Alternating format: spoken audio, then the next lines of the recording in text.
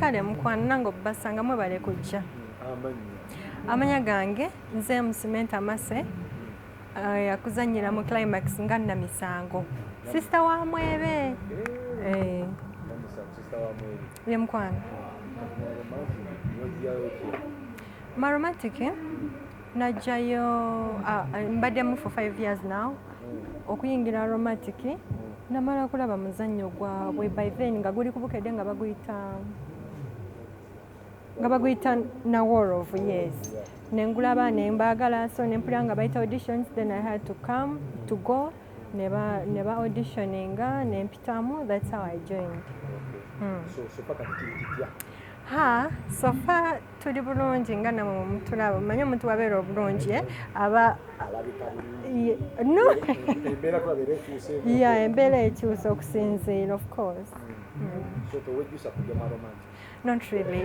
Kubanga nze kyemanyi ng'omwana omuwala era omuzannyi wa film buli muntu ayingira mu film wano we tuli kyaba asinga okwetaaga ino so kati butuufu it's okay. Yes. Yeah.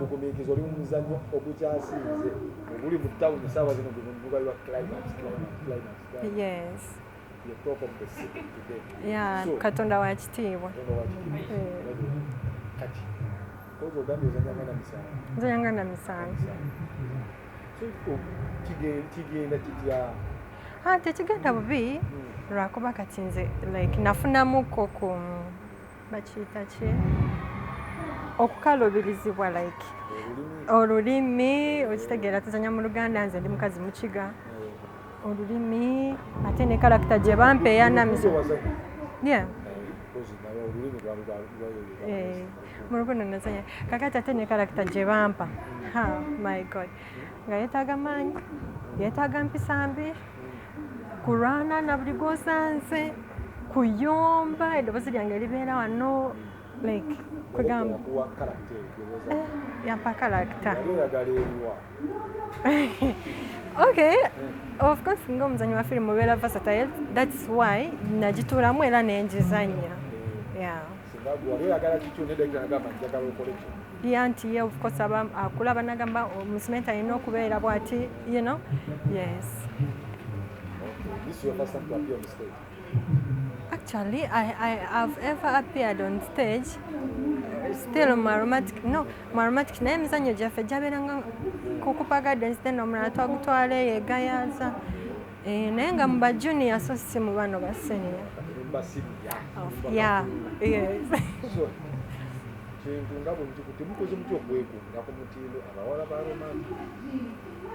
Okwekumira ku mutindo.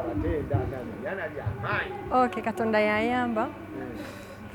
N'ekirala tekiba kyamaanyi, just weeyagala ng'omuntu n'omanya ekikunyumira n'omanya nti bwendya ennyo era njagga egirukuka n'otegeera nti wenyambalawe nti nja kunyuma n'omanya nti mpulira njagalamu okweyerusa oba saagala ositegeera gwe ne weeyagala nga gwe then we weeyagala olina okulabika obulungi bw'olabika obulungi n'abalala bajja kulaba ng'olabika bulungi.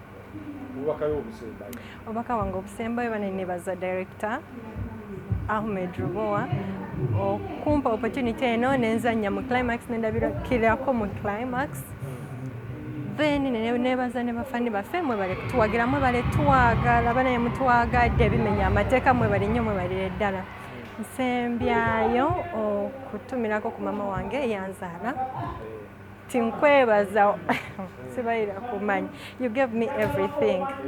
Thank you so much. Ani nebazako ndi mukazi mufumbo nina abaana babiri tata wa Pal kwebaza nnyo nnyo nnyo we bali kunkuma nedabika bwenti nze nzena nembeera nga sirina musajja. Kale mukwano mwebale kujja. Nange nsanyuse okubasanga. Thank you. Amanya nze Kirabo Ann nga nkuzanyiranga Mandera mu climax. Si yeeseru gye nsosozanyamu, nazanyako mu keebisebuka, nenzanya mu kali amaggwa, tho kali katini, nenzanya mu yali feature movie nga bagiyita njerabidde naye nga nazanyamu nga Maya. Ya byebyo. So kigenze kitya Aromantic ogimaze mu bbanga ki? Aromantic nakagimalamu kati emyaka 2. Ya munnange omuntu ow'omukisa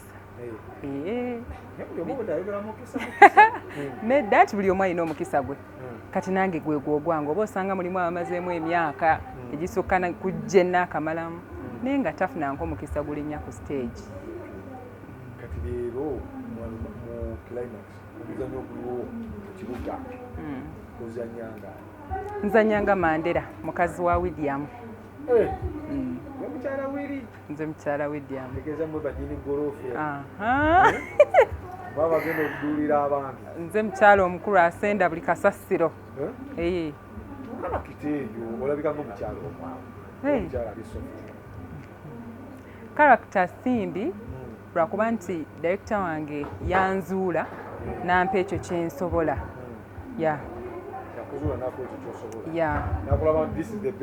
Nalaba nga kyensobola otuulamu nenkikuba bulungi. Nedda kyennyininyini kyeyampa kye nali njagala. Kusitula bantu. Kati ekintu kino eno ndabye kalina ekyamu mulimu yeesunga factory. Factory ogisanze otya mukyala William?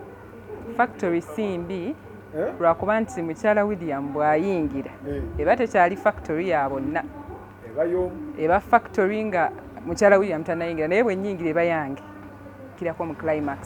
Bw'oba osanga waliwo omulala gwe yandikiwadde kuba mu kibiina tuli bangi naye yandabamu ekyenjawulo n'akimpa, ekyo nkimwebaliza. So muva wano eno ng'omuzannyo gutambula okuyingira kwa mmeka? Okuyingira ordinary emitwalo 3, then VIP emitwalo 5. Mukyala William olinayo ekyawuma toyanzanya? Kale nange neyanza. Tuli ku ya bujjajja CBS FM ne zonna kyamaanyi nnyo. Mwebale bannaye kutulondoolako ffe baani Obwakabaka ne bujjako gye tuli munnange mutukola bulungi. Embeera simbi tulwana okulaba nti abavubuka ab'omulembe omutebi twejjayo mu mbeera zonna nga bw'atuduumira Kamala byonna atugamba nti bw'oba munnabitone fuba okole ekyo, bw'oba mulimi fuba okole ekyo. So naffe kye tugezaako kola. Yesebo olwaleero tuzze wano ku Theatre La Bonita kulaba nti tusabuukulula omuzannyo gwaffe ogwa climax, era tuli happy nti bannayuganda tebatuvuddeemu, bataaninze mu namba ennyingi ate nga tuli wano ennaku 3. So for a start bwe tuba nti tusobodde okukola numbers ezo tulina essuubi ly'amaanyi nnyo nti kigenda kubeera kirungi. Ennaku 2 ezisigadde tulaga olulaga lumu kubanga audience ya Uganda evudde mu theatre system eri yabeerangawo, ne mulaga olulaga lwa ssaawa 9, mulaga olw'olweggulo, ebyo tekinologi agenza akyuka. Obissaayo n'obeera n'abantu 2 abakadde nga bavudde Masaka, bavuddewa so ate nga gwe shee kutuula mu butuuzi. So kati tukola sheegi ye standard kutambulira. Ssaawa emu tuba tutandise, era enkyankubiriza abantu ne ku Sande era mukeere nga bano bwe bakedde. Akajja sente twa economy si nnungi. Bana balaba babadde batusudiya nti lwate musabye emitwalo 10, lwate musabye 8. Tugamba omulembe guno sente zikalubyemu. Netugamba abantu batuweeyo 3 kwetaana abakungu batumbutu. Kye tusobodde okukola. Tusabye 3 ku mitwalo 5. Tewaba kubuzaabuza nti alina tiketi ey'ebiri ekitundu, simanya idea ya offer alimba. Tiketi zonna ziri ku mulyango mitwalo 3.5. Ate tulina wala we tutundidde ku Labonita wokka tewaba kulimba. Yesebo emizannyo mingi nnyo mulabiddenga konwadi muzannyo na wolovu nojja mubatenda nojja muzannyo mingi nnyo. Yesebo Climax leero linnya ki? Climax nazanyisa character name nga Mwebe. Ya Mwebe omuntu gwe bazimbanga mugagga omukopi omusiru aduula. Ya character je aduula. So character je ntambuza mu Climax yaje nkyatambuza. Although jiri emirajo yogeddeko nazanya kero ogugwako mu character eno bagitanga Ntunnu Nsinga nzanya ne Diana n'abatanzi. Era yali character naye nga atoli si musiru nnyo kuleva ate ya Mwebe. Ono Mwebe bye bisajja ekyatunze enanansi zaakyo ne kijja kiduulira buli muntu yenna. Naye nga tekiraga wali ssente wekyazijja. So character atenge mabega waakyo tulaba nti zinza n'okubanga zaaliko okuyiwa omusaayi. Yeah, so character gye nazanya. Yes, sir. So director bange kubanze ng'omuntu ndi two down naye director bange ndowooza balabanga character eyo ereetera kampani akasente ngituulamu bulungi. Ndowooza kibava bazimpa era ekyo ekibuuzo kizibu kibuuza ano Diswazinigo Balembo kirwaki gwozanya nnyo ekibira tayiza buli weyeekakana ajja mulaavu story era bigaana abantu baga firimu egaanye. So kati eriira character yange eviirayo ennyo abantu mwe banzimbira ye trend gye ntambuza kyokka nga ate n'endala osobola ozimpa era nenzikola naye oluusi era abantu bayinza obutaba basanyufu ne bagamba kigaanyeemu. Yesebo ya wolunyirira era yali era efaananamu eyo naye nga yeri more traditional and culture bwenyinza okugamba okusingako eno nti nga yo akasajja kali era kali typical ennyo ku bintu ebiri nnyo ebyennono nga ate kamanyira nnyo bano abantu bekaba kasanze. So bwekito bwekyali nange abo abasajja nno benzanyiramu banyiiza bwe mba ku TV ewange nange mbeera liikirero geyo akakisajja ka Mwebe kali bwe kasinkana ne Konrad tabyagala bye kazanya naye at the end of the day embeera ebeera eriwo. Banyiigagana nnyo Konrad amugamba naye musajja gwe byozanya si birungi biraga ekifaananyi ekibi akasajja n'omugamba munnange just biki naye ng'olaba byangeri nange simwagala oyo musajja ng'abantu abali ebyo batamwagala ddala audience ey'abakazi teyagala kasajja ka Mwebe mbu kamanyiira kaminimizinga bintu ebyengeri ng'eyo. Exactly kubanze ntuula mu kifaananyi ky'omusajja oyo akola ebyo nga ndaga omuntu wayinza omwewala nga ndaga omuntu wayinza okubeera naye in harmony n'ebintu ebirala. Nze kyekifaananyi abakulu bano tebaba basiiga badirector bange kibeere ekyokuyiga eri abantu abo nti kuba kati muganda wange gwantadde ku CBS FM ne pages zaayo zonna ne ku UBC mpereza ne gwanga Uganda amazima g'omugulu kitiibwa kya Mukama UBC Katonda ampe nnyo omukisa. Nze ndabikiddeko ku y'obujjajja ate ndabikiddeko ku ya gavumenti. Mukama yeebazibwe. So abavubuka emyaka gyaffe egijo n'egyange omuwala ali mu myaka gyo bayinaga moto gaabwe ffe basindikanja kesi manyasi twezimbe tulwawo biki twagala basajja bakola. Kati ekifaananyi ky'omusajja oyo Mwebe kiba kyakuyiga eri abaana abawala abo nti waakiri weezimbe ne munno oleme goberera Mwebe gw'otamanyi yajja ssente kuba ojja ggwa mu mbizi ojja ggwa mu mize emibi Mwebe gy'ayina ojja ggwa mu mbeera ezitali za buntu naye nga boyfriend wo gwe musomye campus gwe musomye ku institute gwe musomye ne bwe muba temusoma gw'okuze naye ayinza okubeera nga wa mugaso nnyo okusinga ono gw'olumbye nti mugagga. Ekyokuyiga ekyo kigenda eri abaana ab'obuwala nti abagagga balina nabo bye batambula nabo okutuuka awo mbasanga. So ze characters ezo olumu bye tuba twagala okulaga ensi kubanga omwana ow'obuwala buli w'otayagala kukola buli w'oyagala ebyamangu ebitundu byo ebiri secret bigenda okubonaabona mu nsi eno kubanga onoonya benzi onoonya kati ate nga banna abali ku boda olanga abasiru. So ebiseera ebisinga tuba tuzannya ebyo okusigira abantu abo ekifaananyi ekyo. Obufunzi omuntu ebiseera ebisinga kulaba mu karakiteri alabemu ekyokuyiga exactly tafuna ddala bias aleme kunoonyaamu kibi kyokka ano agambe lwaki omusajja ono azannya ekibi kino kifaananyi kikyasiiga. So zeezo essence ezibeera mu mizannyo egyo bye tuba tugezaako okugirayo abantu bano, kubanga bw'ozannya obuzannyi kyovola nti firimu eyawukanamu ne comedy omuntu ava eri ng'alina stress ze n'ayagala asekeko aveeko amabanja n'ebirala, naye oluusi tajjaawo nnyo byakuyiga wadde nga comedy omu atali naye era abaamu era ebyokuyiga ebitonotono, naye aba mumpi tabaamu nnyo musomo. Bulinga zino ngero nti olugero bwe bazimba omuntu nti mugagga yeeyisa ati wabaawo ekiri emabega ekigendererwa kye tuba tuteerawo ensi ya yesebo. Obubaka obusembayo nyongera okukubiriza abantu okubeera ku lubunamawanga CBS FM n'enteekateeka zaayo zonna. Onansonyiwa alaba obutakozesa puroguramu eyansomesa yangamba bw'oyogera Luganda yogera Luganda, so n'enteekateeka zaayo zonna.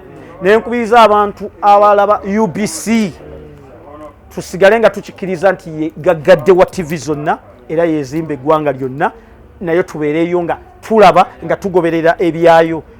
Wakati abakulu aba UBC mbebaza mutuyisa bulungi nnyo mu mbeera z'ebyemizannyo. Emipiira tugirabye, World Cup twamulaba, sirina we nalinyiza beebaliza, mbebaza tulaga emipiira egyo, naye mutandike notulaga emipiira gyonna kubanga abantu bali eyo abateesobola bangi. Nkalesenga kalowoozo sikubajooga bakama bange UBC emipiira mu kitulage gyonna, tubeebaza nnyo, tubeebaliza ddala CBS FM, mbeebaza nnyo byonna. CBS program esinga nganono kankoogere lwatu nga mukama wa akawulira omuntu eya inspiring okuva nga ndi mu P7 paka ku lwaleero bamuyita Haji Abe Mukiibi Nkaaga. Yajjanga mwami sinema okuzannya emizannyo n'abo wa Ashrafu bakatolo bambani, naye nga njagala nnyo Abe Mukiibi. So kiba kitegeeza butereevu nti programu ye eyakaliisoliiso neje yakolanga ennaku zino simanyi oba ekyaliko ng'ebaayo ssaawa nga 4:3 awo eringa radio Katwe yanyumiranga nnyo naye ndowooza yavaawo.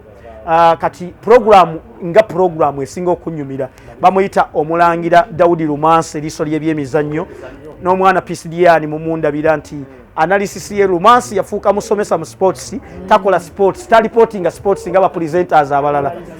He is a teacher. Mwagala nnyo Omulangira Daudi Lumansi, ate nensabira omwoyo gw'omugenzi Mark Makumbi, Katonda amulamuze kisa kubanga abakulu baali ba inspiring nnyo mu sports. Yeah. The villagers banaye mbagala nnyo abaana abo, omwana biri munda. Nono omwana ow'Emasaka ewaffe kyambadde banaye mbatumira nnyo era mbagala nnyo. N'omugagga Sende nno mumundabira omugagga Sende mwagala nnyo omugagga Sende. So CBS kizibu nnyo ogamba nti eno yensingira kubanga buli emu ejja. Wakati waliwo omwana w'Ekambazira Tone n'omwana omuwala omugole Sophie Tebi, eyo programu ngibeerako nnyo. Titi Tabel mubeerako nnyo n'omukulu Kwefu. So bambi CBS buli kintu kirungi nnyo, mwebale nnyo, mwebale ddala. Yes sir. Nsiimye nnyo.